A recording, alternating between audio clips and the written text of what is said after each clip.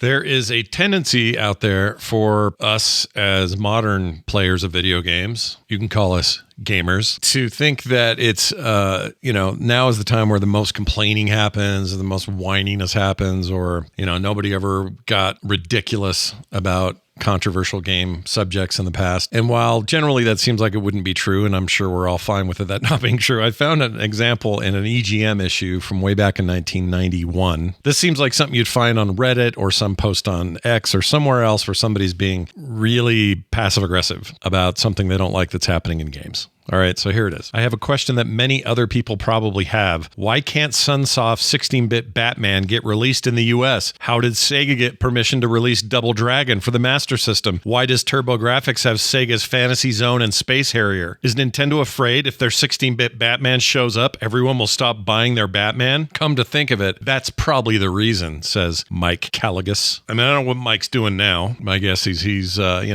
Gen X, middle-aged, whatever. We were always doing this. The royal we.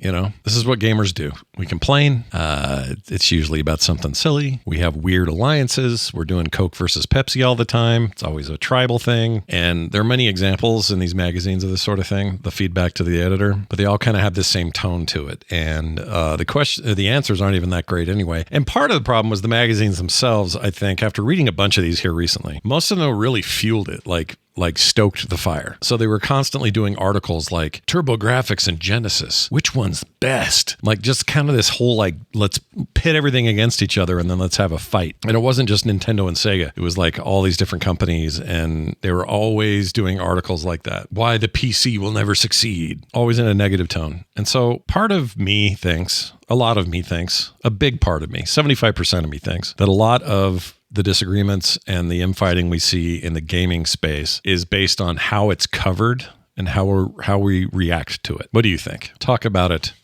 below.